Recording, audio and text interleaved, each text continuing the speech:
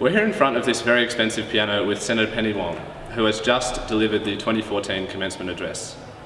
Senator Penny Wong, thank you for joining us. It's good to be with you, although I can't play the piano. Not very well. Me neither. I spent 7 years and it still didn't work. How do you think the address went? Oh, look, I suppose it's up to others to judge that. I enjoyed it. I mean, as I said, if I'm asked to go and speak to schools or universities, I often try to do that because they are an opportunity to really, try and give a little bit of yourself to particularly young people, and hopefully say one thing that they might remember from it. And get some new members. Well, I didn't ask them to join anything, did I? I said Labor or Liberal. I said, but I am biased, of course. On that, you talked about political engagement with students and young people. We are a very politically engaged demographic, but like most demographics, there's a lot of disenchantment and a decline in membership. Why do you think that is? Yeah, look, it's a good question, and I touched on it a bit in the speech. I don't know that young people aren't interested in politics. I think they just are not interested in joining formal political parties in the way that perhaps my generation was. So that's partly a challenge for us, and making sure that as a party we can keep building our membership, keep engaging people in different ways and learn to engage differently. But what I do say, this is often to students when I'm asked, well, why should we be interested in politics? I said, look, you can make a decision not to be interested. You can make a decision that none of us are worth listening to, but you can never make a decision not to be affected.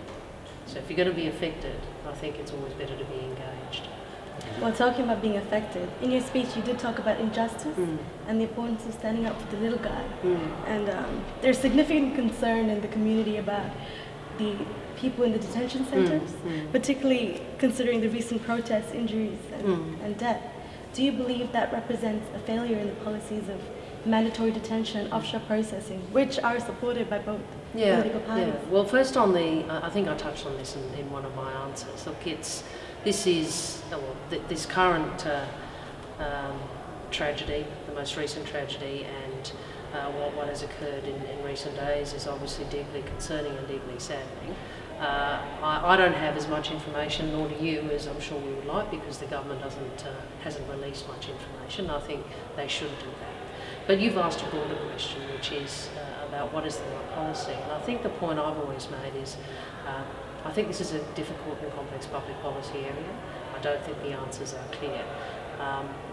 And there is, I think, a legitimate discussion in the community about that.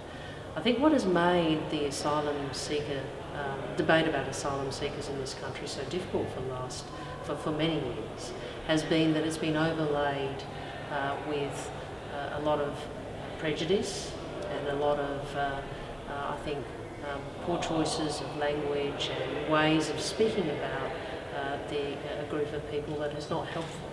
And as long as the debate is cast in those terms and we get the sort of divisive community debate that unfortunately this area has seen over the last over a decade, I don't know that we're going to be able to have a sensible discussion about some of the legitimate and difficult public policy questions. With the new Abbott government, we're seeing a lot of the work that your government did over those 6 years now under threat, like the carbon tax and the Gonski reforms. How does that feel, not necessarily on a political level, but a personal level? Is it troubling? Yeah, so in the commencement address I tried to be less partisan, so I guess I don't have to be less partisan in this Please interview. don't. Even just on a level that No, it's a really good question. It's a really good question. I was prepared for how right-wing they are in terms of their policies. I had forgotten how nasty they can be in many ways. I think that this has been a government where you've seen some very, I think, approach lacking in compassion and lacking in,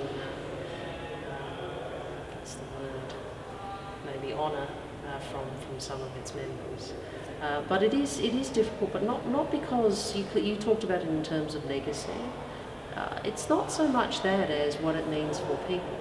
So the thing about the education reforms, for example, is they are driven by a very central, a very clear proposition, which is we need to do what we have to make sure every student in every classroom in this country can be the best of who they are.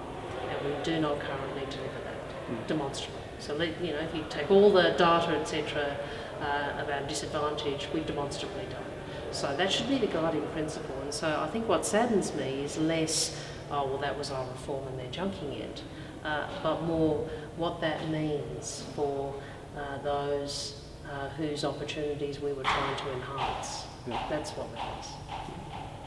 Well, when in respect to being the best that we can be, you did discuss in your speech about the experiences of racism. And could you perhaps tell us about someone who stood up for you during that time? Yes. Oh, well, I think obviously your family always do. There were different occasions when someone would say something in the classroom, and sometimes someone else would say, shut up, you don't need to speak to her like that, or something like that, and that mattered. And I think the point I was trying to make is, and I don't want to. There are many people who've experienced much more prejudice than I. But I think the point I was trying to make is that we should not underestimate what the meaning of staying silent, and also the benefit of doing something to stand up. How it felt for me when someone stood up for me or just demonstrated to me that they were on my side, that mattered a lot. And it didn't just matter because I felt safer, it actually mattered because it meant that what was said had less effect on me. Because actually this person was showing me that they didn't agree with it. And I hope that's an insight that it's an insight I try to carry in my life, and I hope it's an insight we try and inculcate. We quite try and privilege in our world. Well, I hope you don't mind my asking you this question, but before you leave, Senator Penny Wong, 2 years ago, Chris Taylor from Chases finished his commencement speech with a wild night out at camera, ending up at Moosehead. Will we see the same? No. I told you. I used to go to bed early even when I was your age. So how early is early? Well, earlier than you will tonight, probably. Well, even if you're not going to come out and have a few beers at Mooseheads, thank you so much for delivering the address tonight, and thank you so much for joining us. It was great to be with you. Thanks. Cheers.